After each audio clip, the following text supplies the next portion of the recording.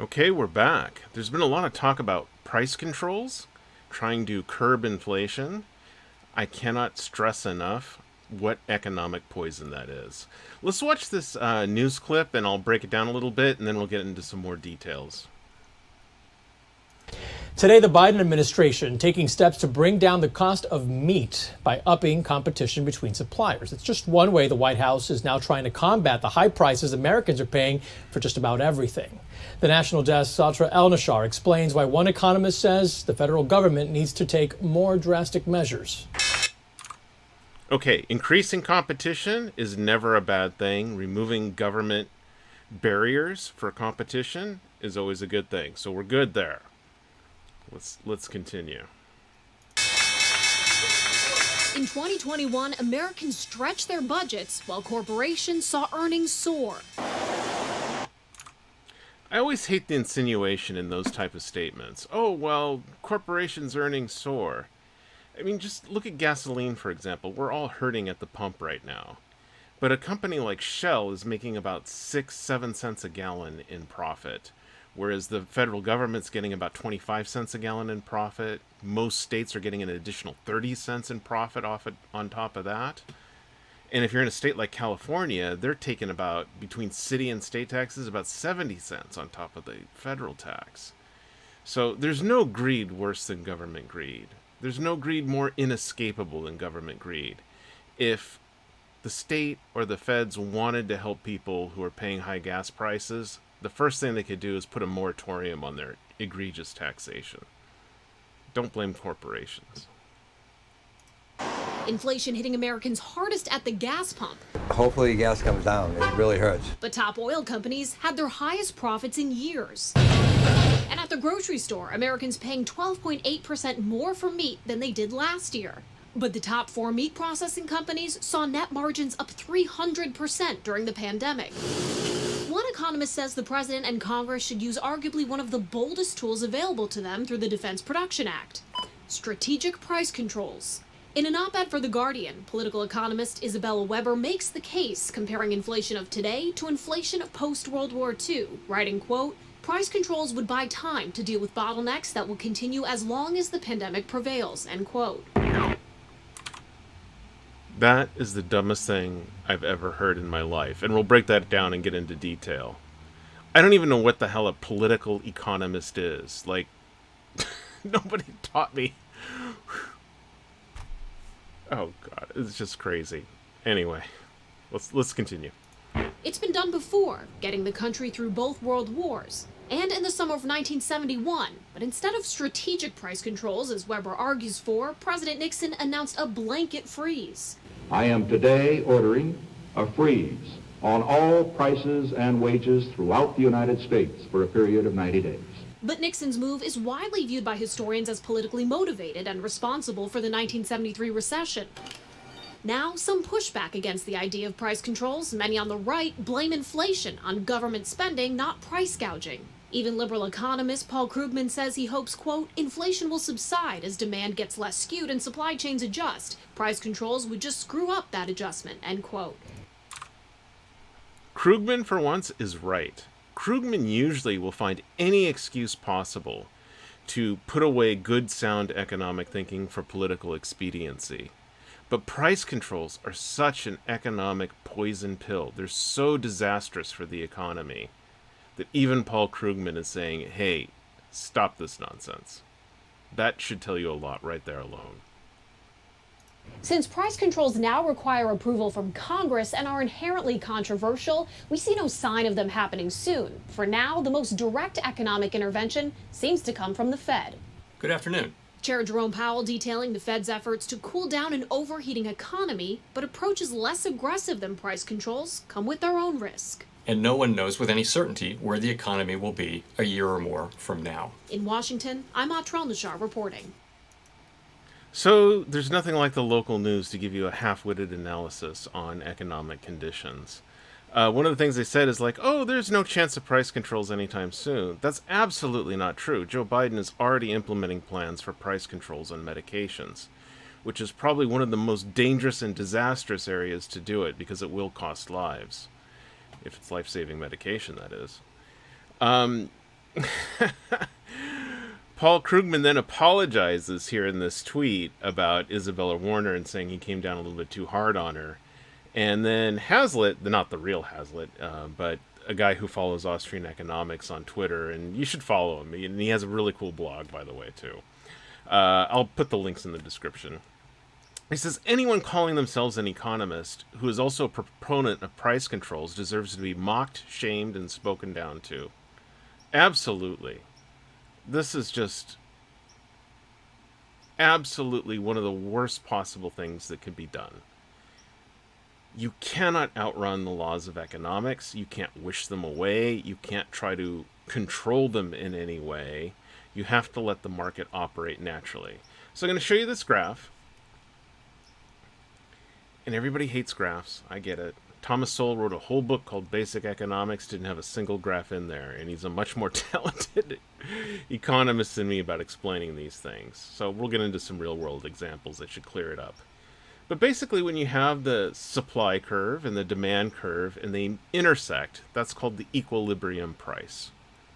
And at that price, you'll always have someone who's willing to buy at that price and always someone who's willing to sell at that price. So there's no shortages. There's no unfair system at play. No one gets into a contract unless both parties feel like they're coming out better off. You have something I want. I have dollars that you want. We'll exchange. This is what's fair. I need this for whatever reason. When you put a price ceiling, it immediately creates a situation where you're going to have a shortage, where the price is now so low and the demand is so high out here, and there's just not enough quantities of goods to meet that demand, and you're always going to have a shortage. Anytime you try and reduce a price, you're going to have a shortage. So let's look at some real-world examples throughout history, and maybe you'll understand it a little more clearly. As I said in previous videos, bad ideas today become lost gems of the future. Here's an example. Bad ideas of price controls in the past are now all of a sudden a lost gem today for fighting inflation. This is not going to fight inflation. This is not going to cure anything. One of the worst examples in U.S. history is what President FDR did during World War II with wage controls. We had a lot of men out fighting the war, and there was a shortage of labor. So he said, okay, I'm freezing all wage prices. We don't want those wages to go sky high. It's going to create too much inflation. Da-da-da-da-da. So what that did was distort the market, and employers had to look for other ways to compete to attract workers. So instead of being able to compete on salary, they started competing heavily on benefits. And one of those things was offering health insurance to employees. Before, it was something you bought on your own. It was emergency disaster type insurance if you were in a really bad situation. It just became a part of society and American life. And now forever, our jobs are married to our health insurance. And this has become such a problem that we've carried through since FDR's horrible, horrible decision of putting that wage floor. So we have people that are often stuck in jobs because they don't want to lose their health insurance. They're afraid to move. They're afraid to have this downtime of 90 days while they're being evaluated and have that gap in medical coverage. It's just a horrible marriage, and it's just the result of terrible price controls back in World War II. Another example that I remember quite clearly was the energy crisis in the 1970s, and President Jimmy Carter decided to put price controls on the price of gas and said, okay, the price of gas is this price for the entire country, and that's it. So what happened is you had massive shortages. In the places where oil and gas was being refined, there was a surplus because it was local, but there was no incentive for a producer to pay that extra cost to transport the fuel to areas that needed it the most. They couldn't cover their costs, so they had no incentive to just drive to another state, another county, wherever that may be, where the gas was in demand, because they couldn't collect the extra funds needed to cover those costs. So I remember you had to buy gas on certain days, and it was based on if you had an odd or even number on your license plate, and you could only go on Monday, Wednesday, Friday. If you had a odd number, Tuesday, Thursday, Saturday with an even number, and then anybody could go on Sunday to buy gas. It was ridiculous, and there were long lines to buy gas. People fought in traffic to get to work and then had to fight in a long line to buy their gasoline. And it produced all kinds of crazy behavior, like black market.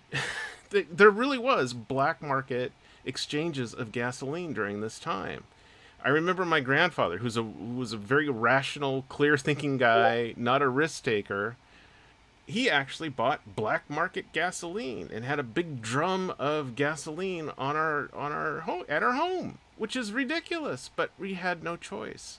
So you create dangerous situations like that, ridiculous situations like that, when you try to do price floors.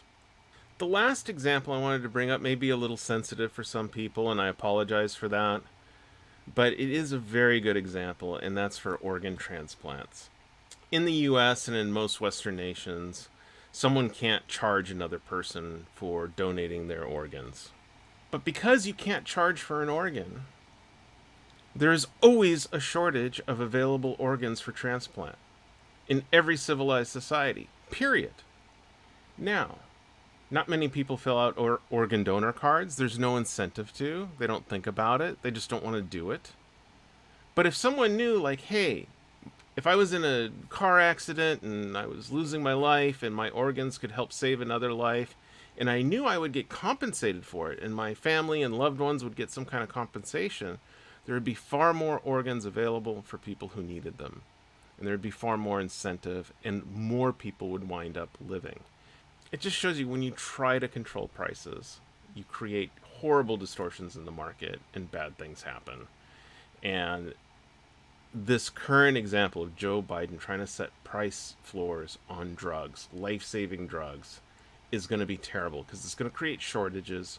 Drug companies will not be able to produce in the quantities needed. And it's just a fact of life. There's supply and demand. There's just never going to be enough of anything in demand to satisfy everybody's wants for it all to be free or at some super low price. And the market sorts itself out that way. And it's the most efficient mechanism. It may not seem fair, it may not seem kind, but it's the most efficient way that we can do things without hurting a larger amount of people. This came out in The Economist yesterday. As you may know, The Economist is a left-leaning monthly, and even they say Democrats seem drawn to harebrained schemes to control inflation, and they talk about price controls in this. It is just shocking how clueless and how lost this administration is. For those watching in the US, if you saw the 30-second ad at the start of the video for iTrustCapital, this is a service I use myself for my own Roth IRA.